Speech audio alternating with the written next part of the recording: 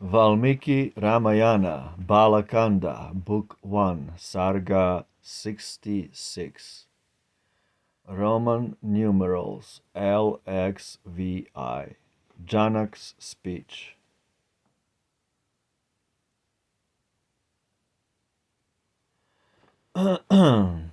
With cloudless luster rose the sun.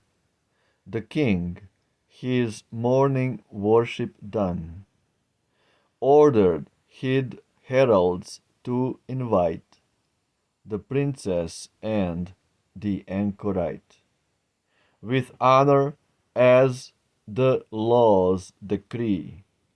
The monarch entertained the three. Then to the youths and saintly men, Videha's lord this speech began. O blameless saints, most welcome thou, if I may please, tell me how. If I may please thee, tell me how. Speak, mighty Lord, whom all revere. 'Tis thine to order, mine to hear. Thus he, on mighty thoughts intent, then thus the sage, most eloquent.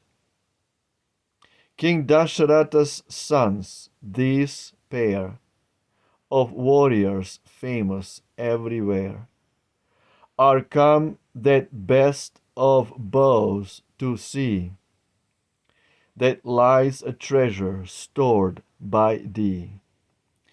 This mighty Janak deign to show, that they may look upon the bow, and then contented homeward go. Then royal Janak spoke in turn, O best of saints, the story learn. Why this famed bow, a noble prize, a treasure in my palace lies. O monarch, Devarat by name, a monarch, Devarat by name, who sixth from ancient Nimi came, held it as ruler of the land, a pledge in his successive hand. This bow the mighty Rudra bore at Daksha's sacrifice of yore, when carnage of the immortals stained the rite that Daksha had ordained. Then as the gods sore wounded fled, victorious Rudra mocking said, Because, O gods, you gave me not, when I my rightful portion sought, your dearest parts I will not spare, but with my bow your frames will tear. The sons of heaven, in wild alarm, soft flatteries tried his rage to charm. Then Baba, Lord, whom gods adore, grew kind and friendly as before, and every torn and mangled limb was safe and sound, restored by him. Thenceforth this bow, the gem of bows, that freed the God of gods from foes, stored by our great forefathers lay, a treasure and a pride for aye. Once as it chanced, I ploughed the ground, when sudden 'neath the share was found an infant springing from the earth, named Sita, from her secret birth. In strength and grace the maiden grew, my cherished daughter, fair to view. I vowed her of no mortal birth, meet prize for noblest heroes' worth. In strength and grace the maiden grew, and many a monarch came to woo. Then all the princely suitors I gave mighty saint the same reply. I give not thus my daughter she, prize of heroic worth shall be. To Mithila the suitors pressed, their power and might to manifest. To all who came with hearts aglow, I offered Shiva's wondrous bow. Not one of all the royal band could raise or take the bow in hand. The suitor's spunny might I spurned, and back the feeble princess turned. Enraged thereat the warriors met, with force combined my town beset.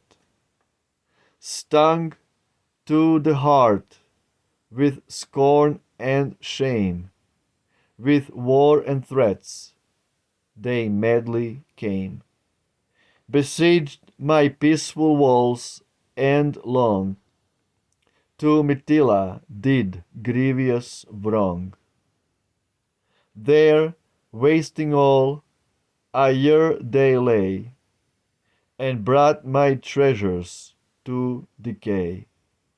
Filling my soul, O hermit chief, with bitter woe and hopeless grief. At least by long-wrought penance I won favor with the gods on high, who with my labors well content a fourfold host to aid me sent. Then swift the battlefield heroes fled, to all the winds discomfited, wrongdoers with their lords and host, and all their valor's idle boast. This heavenly bow, exceeding bright, these youths shall see, O anchorite. Then if young Rama's hand can string the bow that baffled lord and king, to him I give, as I have sworn, my Sita, not of woman born. Jai. Wow. Valmiki Ramayana. Amazing translation from Sanskrit to British by Ralph Griffith, 18th century. Footnotes.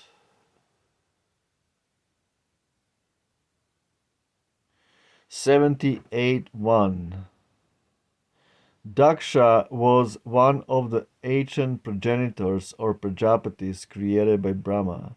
The sacrifice which is here spoken of, and in which Shankara or Shiva, called also here Rudra and Bala, smote the gods because he had not been invited to share the sacred oblations with them, seems to refer to the origin of the worship of Shiva, to its increase, and to the struggle it maintained with other older forms of worship. End quote. Goresio. 78.2 Sita means a furrow.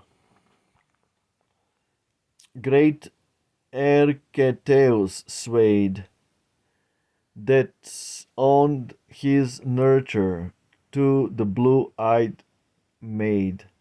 But from the teeming furrow took his birth the mighty offspring of the foodful earth. Iliad, Book 2. 78.3. The whole story of Sita, as will be seen in the course of the poem, has a great analogy with the ancient myth of Proserpine. Proserpine. Proserpine. End quote. Goresio. Alright, interesting stuff. Interesting stuff. The problem is that we have these interpretations given to us by Goresio.